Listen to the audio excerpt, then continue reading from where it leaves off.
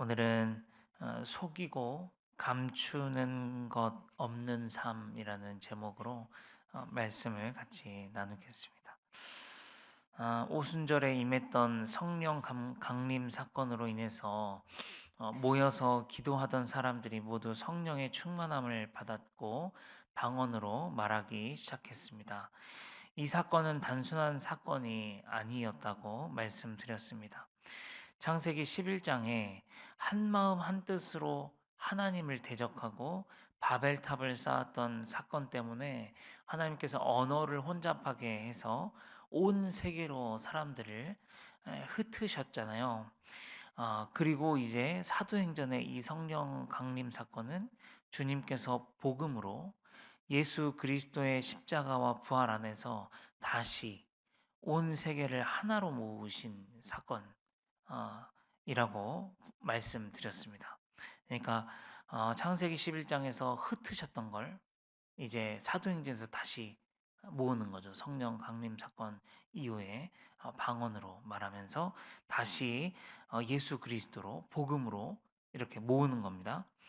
여기에서 그냥 지나가다가 언뜻 묵상하게 된 부분이 있는데 뭐냐면 하나님께 대적하는 일, 이 하나님의 복음에 반하는 일에 있어서는 하나님께서 흩으신다. 그리고 하나님의 복음에 관한 일에 대해서는 모으신다는 묵상이 되었습니다. 한 마음 한 뜻으로 하나님을 대적하고 바벨탑을 쌓았던 사람들처럼 오늘날에도 우리 사람들은 끊임없이 문명이라는 바벨탑을 쌓아가고 있습니다. 문명은 결국 무엇입니까? 우리 사람이 어떻게 하면 이 땅에서 조금 더 누리고 잘 살 수 있을까? 어떻게 하면 조금 더 수명을 늘릴 수 있을까? 냉동시키잖아요, 사람을. 냉동시켜서 나중에 다시 깨어나게 하는 막 그런 것들도 연구하고요. 어떻게 하면 죽음을 극복할 수 있을까? 어떻게 하면 갑자기 일어나는 지구의 천재지변 속에서 사람이 죽지 않고 살아낼 수 있을까? 예. 죽지 않기 위해서 그래서 에너지를 만들고 수많은 공장들을 세우고 공기를 오염시키고 바다에 방류하고 땅을 파헤치고 온갖 나무들을 뽑으면서요. 그렇게 문명의 발전을 만들어 가고 있습니다. 마치 정말 창세기 11장에서 그들이 죽지 않기 위해 바벨탑을 쌓았던 것과 너무나 같다라는 생각이 듭니다. 조금 더 이 개념을 우리의 삶에 가까이 가져와 보면 어떨까요? 하나님께서 우리의 소모임들을 흩으시지는 않을까 하는 생각이 듭니다. 만일 우리들의 소모임 중에서 그런 하나님께서 기뻐하시지 않는 모임이 있다면, 예를 들면 술 모임이랄지, 어떤 금전적인 부분이 주가 되는 모임이랄지, 유흥과 방탕을 즐기기 위한 모임이랄지, 이런 하나님의 뜻에 배척되는 모임을 성도님들이 모여서 한다면 하나님께서 반드시 그 모임을 흩으시겠다라는 생각이 들었습니다. 혹시 내가 만나는 어떤 만남 중에 내가 속한 어떤 모임 중에 그런 모임이 없는지 한번 점검해 볼 필요가 있겠습니다. 이런 묵상이 되어서 잠깐 나누었고요. 이어서 계속 말씀을 보면 그렇게 성령을 받은 사도들과 제자들이 이제 복음을 담대하게 전했습니다. 목숨의 위협은 뒷전이었습니다. 그 헌신 안에서 수많은 성령의 역사가 일어났고 사람들이 복음을 듣고 예수 그리스도를 믿기 시작했습니다. 유대인들은 기독교로 개종하기 시작했습니다. 그리고 이제 본격적으로 그리스도의 교회가 곳곳에 세워지고 온 열방에 복음이 전해지기 시작했습니다. 그런데 이제 그때 복음의 불씨가 성령의 역사가 활활 타오르고 있을 때 그때 무엇이 틈탔냐? 마귀가 틈탔죠. 그 이야기가 바로 오늘 본문 아나니아와 삽비라의 이야기입니다. 오늘 그 이야기를 우리 성도님들과 함께 나누면서 교훈을 찾아보겠습니다. 오늘 말씀을 같이 한번 읽어보겠습니다. 사도행전 4장 32절을 한 목소리로 읽겠습니다. 시작. 믿는 무리가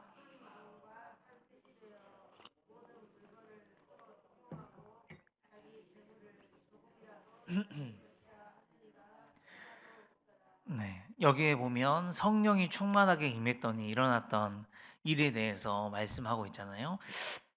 뭐라고 말씀하고 있냐면 사람들이 한 마음과 한 뜻이 되었다라는 겁니다. 어떤 마음으로 한 마음과 한 뜻이 됐냐면 자기의 물건들을 서로 내놓고 서로 통용하고 어려운 사람들을 위해서 나눠 쓰는 일에 있어서 한 마음과 한 뜻이 되었더라라고 말합니다. 어떤 누구도 자기의 재물을 조금이라도 자기의 것이라고 하는 이가 하나도 없더라는 것이죠. 여러분, 우선 우리가 알아야 될 게 성령을 받았다. 성령의 역사를 우리가 이해를 할 때요. 굉장히 우리가 어떻게 생각하냐면 신비적이고 감성적으로만 이해하고 생각하는 경우가 있어요. 왜냐하면 성령의 역사가 보통 기적과 이적과 감동이니까 성령의 감동이기 때문에요. 신비한 것이기 때문에. 그런데 성령의 역사는 굉장히 이성적이기도 하다는 것을 오늘 이 말씀을 통해서 알 수 있습니다. 우리 어제 목사님께서 수요 예배 때 말씀하셨던 것처럼 당시 복음을 듣고 예수 그리스도를 믿게 된 사람들이 어떤 처지에 처했는지를 들었잖아요. 유대교에서 기독교로 개종한 자들의 형편이 어땠는지 알잖아요. 그들에게는 어떤 진짜 나눔이 필요했어요. 보살핌이 필요했어요. 그들에게. 그렇게 말씀하셨잖아요. 그런데 오늘 보세요. 실제로 성령의 역사가 성령이 충만하게 임하니까 어떤 일들이 벌어졌냐면 그들의 필요를 알고 그들을 보살펴 줌으로 그 성령의 역사가 나타났어요. 오늘 말씀해 보니까 그렇잖아요.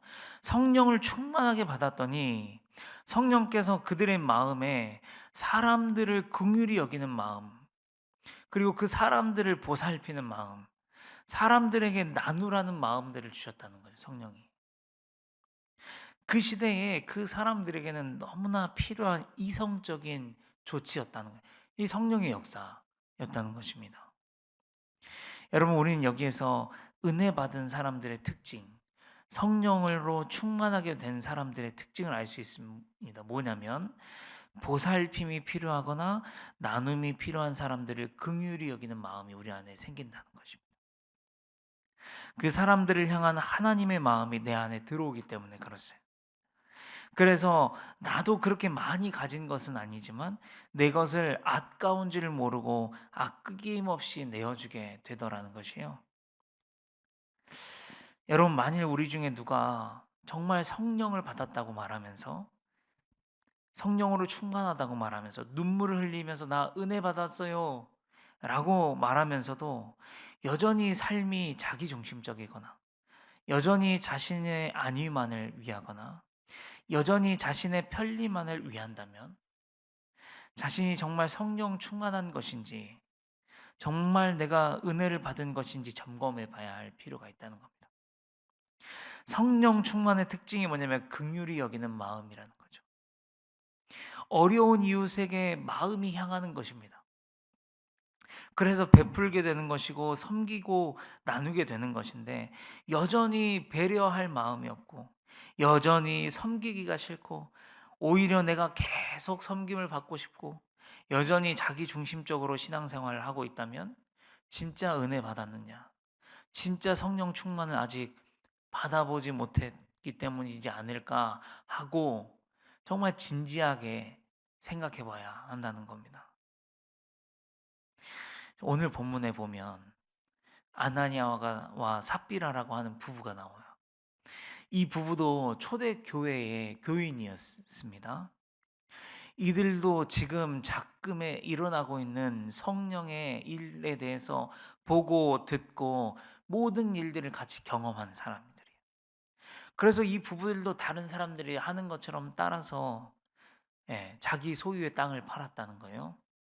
그런데 이들은 그 판 값에서 얼마를 감추었다고 오늘 말씀하고 있습니다. 여러분, 감추었다는 게 뭐예요? 아깝다는 거죠.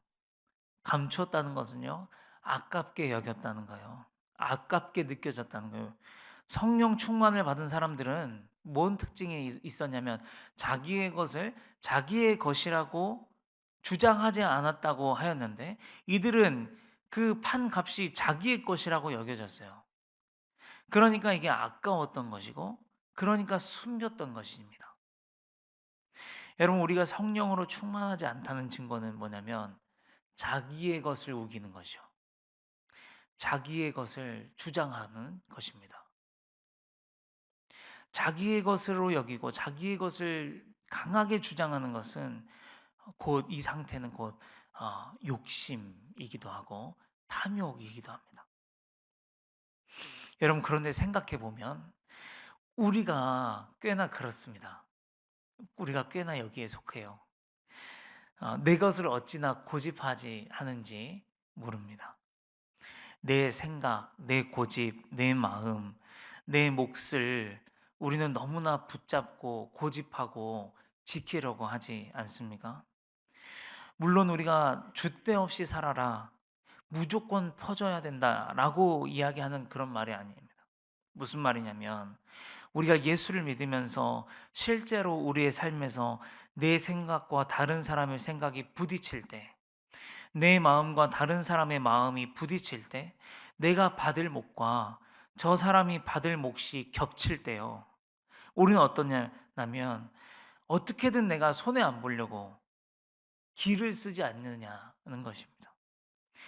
우리 좀 덜 가지면 안 됩니까? 좀 져주면 안 됩니까? 좀 꺾어주면 안 됩니까? 어떻게든 이겨먹으려고, 어떻게든 손해 안 보려고 기를 쓰고 애를 쓰지 않냐는 거예요, 우리가. 또 우리는 어떠냐면 눈에는 눈, 이에는 이. 네가 나한테 그렇게 했어? 그럼 나도 그만큼은 되갚아줘야 되고요. 그래야 속 시원하고. 우리가 예수를 믿으면서도 이렇게 살고 있는 것이죠. 그런데 여러분, 성령으로 충만하면 어떻다는 거냐면 지금 그 사람에게는, 성령으로 충만한 사람에게는 눈앞에 있는 지금 그것보다, 그 이익보다 더 충만한 기쁨으로, 더 큰 만족으로 성령으로 내 안에 가득 차 있기 때문에 그런 것으로 싸우지 않는다는 것입니다. 마음이 넉넉해지고 오히려 상대를 긍휼히 여기는 마음이 생기기 때문에 배려하고 양보하게 된다는 것이죠. 어떠십니까? 우리 성도님들은 어떻게 살아가고 있습니까? 자, 성령이 충만하지 않으면 자기의 것을 주장한다 그랬습니다. 또 성령이 충만하지 않으면 무슨 일이 일어나냐? 성령이 충만하지 않으면 감출 것이 많아집니다. 아나니아와 삽비라는 땅값이 자기의 것이니까 아까웠고 아까우니까 감추었습니다. 여러분, 여기서 또 감추는 것은 뭡니까? 감추는 것은 속이는 일이죠. 속이는 일은 누가 하는 일이냐면 마귀가 하는 일이에요. 아담과 하와가 뱀으로 가장한 마귀였습니다. 그렇죠? 마귀가 이 아담과 하와에게 속이죠. 동산 가운데 있는 나무의 열매는 하나님께서 절대로 먹지 말아라고 말씀하셨는데 마귀가 속이잖아요. 정말 죽는다고 하더냐? 아니야. 너희들이 진짜 그 열매를 먹으면 선과 악을 알고 하나님처럼 될까 봐 그래. 그렇게 속입니다. 그래서 따먹었더니 무슨 일이 벌어집니까? 아담과 하와가 하나님의 낯을 피해서 몸을 감추더라. 그렇죠? 속이니까 감추게 되죠. 예, 속임에는 항상 이 감춤이 따라오는 것 같습니다. 거짓말이나 사기친 사람은 반드시 감춰오는 것이 생기게 되죠. 그럼 바람 피우는 사람은 안 들키려고 속이고 감추죠. 도둑질을 했으면 안 들키려고 속이고 감추게 됩니다. 속임과 감추면 마귀의 역사입니다. 성령의 역사가 절대 속임과 감춤일 수는 없습니다. 오늘 베드로 사도는 이렇게 말씀합니다. 오늘 말씀인데 사도행전 5장 3절에 이렇게 말씀합니다. 읽어보겠습니다. 시작. 베드로가 이르되 아나니아야 어찌하여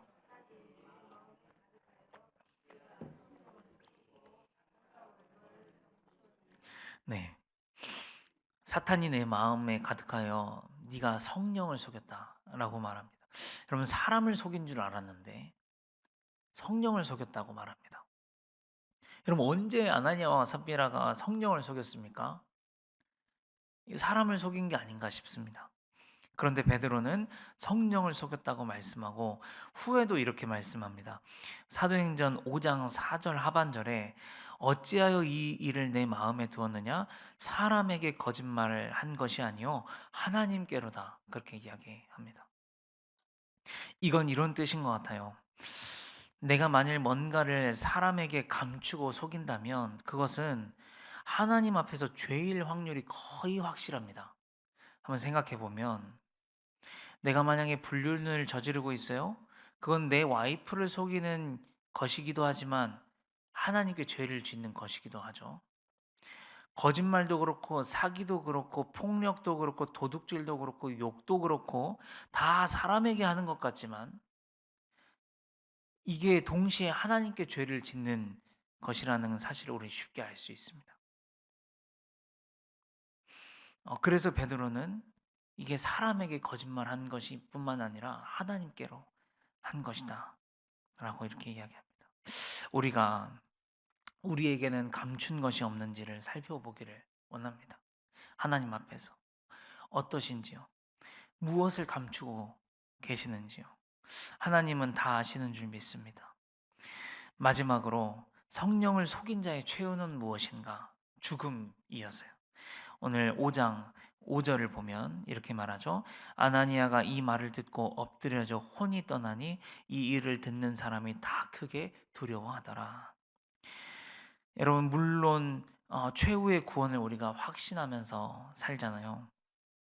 그렇다고 너무 안심하고 마음대로 살아서도 안 되겠습니다. 사도 바울이 구원을 대하는 태도를 우리는 눈여겨 봐야 합니다. 빌립보서 3장 13절 14절에 사도 바울은 구원을 이렇게 대합니다. 뭐라고 하냐면 형제들아 나는 아직 내가 잡은 줄로 여기지 아니하고 오직 한 일, 즉 뒤에 있는 것은 잊어버리고 앞에 있는 것을 잡으려고 표대를 향하여 그리스도 예수 안에서 하나님이 위에서 부르신 부름의 상을 위하여 달려가느라. 아직 잡은 줄로 여기지 아니하고 끝까지 부름의 상을 위해서 표대를 향하여 달려가는 이 자세, 이 마음이 우리에게 필요한 것이죠. 오늘 말씀을 이제 이렇게 맺기를 원합니다. 우리가 감춘 것 없이 살기를 원합니다. 속일 일 없이 떳떳한 인생을 삽시다. 그것이 우리 크리스천이 살아야 할 삶이라고 오늘 말씀에서 우리에게 알려주고 있습니다. 함께 기도하겠습니다. 아버지 하나님 감사합니다. 성령의 뜨거운 역사 속에서도 사단이 틈탔음을 보게 됩니다.